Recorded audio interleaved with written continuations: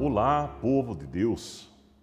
Uma alegria, uma honra estar aqui mais uma vez para contribuir com o Regional Sul 2, que gravou todos os números dessa publicação querida pelo Papa Francisco ao redor das 4 grandes constituições do Concílio Vaticano II. Hoje estamos aqui para gravar o número 34, que trata sobre a paz e que é escrito por Nina Fabrício. Com esse trabalho, com essa gravação de hoje, queremos encerrar esse trabalho tão bem feito, a muitas mãos, com muitas vozes diferentes, com muitas horas de trabalho, para que você possa conhecer um pouquinho mais sobre o tão importante evento do século XX, que é o Concílio Vaticano II. Portanto, tratemos um pouquinho sobre a paz. A paz é, antes de tudo, uma atitude do coração. Nasce da justiça, cresce na fraternidade, vive de gratuidade, impele-nos a servir a verdade. Palavras do Papa Francisco num tweet de 23 de agosto de 2022. A guerra interrompe vidas, porque interrompe sonhos, não apenas pondo fim à sua existência, inclusive quando são vidas inocentes, como era o caso de Lisa, uma menina de apenas 4 anos com síndrome de Down, cujo coração parou durante a chuva de mísseis que caíram na cidade de Vinícius, na Ucrânia. A guerra sempre interrompe vidas, porque interrompe sonhos, esforços, economias, promessas e esperanças de um futuro melhor. Como um tornado, ela aparece no caminho da existência de cada um e o rompe. Assim aconteceu com Ira, uma jovem de 18 anos de Mariupol, que no verão de 2022 foi catapultada de repente para um mundo dominado pela violência e pela única e primária necessidade de se salvar. Ela teve de se esforçar para apagar todo pensamento luminoso, todo sonho projetado no futuro, substituindo-os rapidamente por preocupações práticas, como esconder-se rapidamente em bunkers subterrâneos para escapar dos ataques, ou enterrar no jardim em frente à sua casa, onde ela brincava quando criança com seus amigos, os corpos dos pais de sua amiga Vika. Para Vadim, um menino de apenas 10 anos, a situação não foi melhor.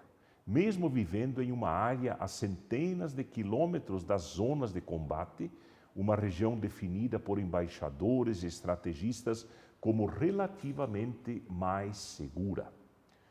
Olia, uma menina de 9 anos de Kiev, com o início da guerra em fevereiro daquele trágico 2022, incrédula e perturbada pelo modo como o conflito irrompeu em sua vida, nos dias agitados em que teve de escolher em poucos minutos quais bonecas levar e quais deixar em sua fuga para Leópolis, pensou em expressar sua desesperança em uma carta enviada por meio da comunidade de Santo Egídio aos seus colegas europeus.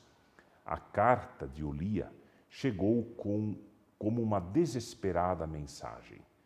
A guerra é um pesadelo. Sempre tenho medo quando as bombas caem.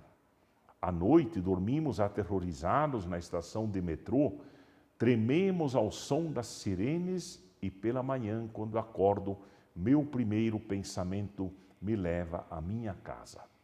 Pergunto-me ansiosamente se ela ainda estará lá. Terá sido destruída?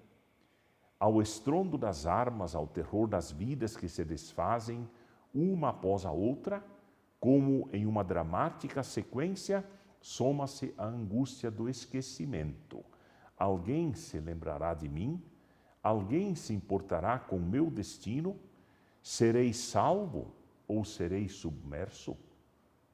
Devido à guerra na Síria, um número considerável de meninos e meninas nasceram e cresceram sem conhecer um mundo diferente daquele em que cada canto da paisagem mostra os sinais e as marcas dos morteiros, mísseis e balas.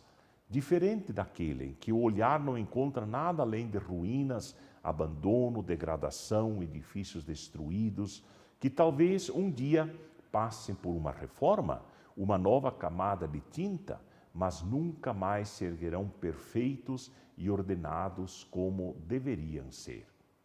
Dali, outra carta chegou à Europa. Foi escrita por outro menino que não queria ser esquecido, Ahmed, de 13 anos. Não me lembro de como era a paz. Eu era muito pequeno. Só lembro que em certo momento não tinha mais nada para comer.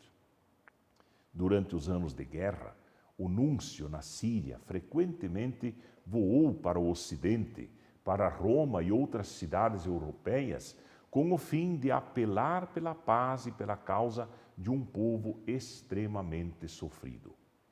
Em todas essas ocasiões, os ouvintes que ele tinha diante de si puderam compreender a insensatez e a crueldade dos conflitos cegos, escutando o que aconteceu com um pequeno inocente, um menino, a quem a guerra insana reservou uma terrível ferida nos membros inferiores. Amir gritava de dor e desespero no quarto inóspite de um dos poucos hospitais ainda funcionando na província de Damasco. Mas a guerra não para e continua implacável, semeando lágrimas e privações após se arrastar por anos sem ter resolvido praticamente nenhuma das crises. A guerra no Afeganistão terminou definitivamente com a retirada das tropas americanas no final do triste verão de 2021, deixando um país esvaziado e rendido às mãos do poder obscurantista dos talibãs. Aqui também foram as crianças que pagaram o preço mais alto. Nenhuma escola acolheu as meninas afegãs, nenhuma perspectiva para um futuro de emancipação e liberdade se delineou diante delas. As meninas mais desafortunadas foram levadas pelas próprias famílias para a indecência da escravidão sexual ou para um casamento arranjado que não leva em conta o tempo justo da inocência própria da infância. É por isso exatamente que o capítulo 2 desse fascículo trata na cabeça das crianças, o preço das crianças. As crianças pagam o preço mais alto da guerra. E ainda assim, em seus corações, a guerra nem sequer existe. Os conflitos armados matam corpos e seres humanos, mas antes mesmo de causar lesões físicas, matam as crianças, aquelas que vivem dentro de cada homem e cada mulher, com sua própria carga de expectativas sobre o mundo, o desejo profundo de amar e ser amado, a tensão em direção ao livre cumprimento do desígnio que Deus destinou a cada um na terra. Uma criança, porém, não consegue acreditar que no coração de um adulto existam planos de morte, projetos de atrocidades contra civis desarmados, pensamentos e estratégias de destruição para afirmar seu próprio domínio sobre o outro.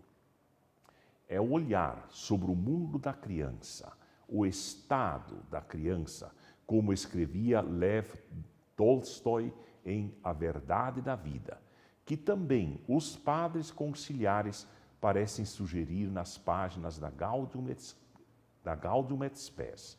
Escrevia Tolstói: a sabedoria humana não consiste em conhecer as coisas, porque há uma infinidade de coisas que se podem saber. Mas conhecer o máximo possível não constitui sabedoria. A sabedoria humana consiste em conhecer a ordem das coisas que é bom conhecer.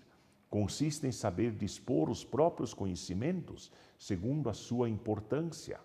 Agora, de todas as ciências que o homem pode e deve conhecer, a principal é a ciência de viver de modo a fazer o menor mal e o máximo bem possível.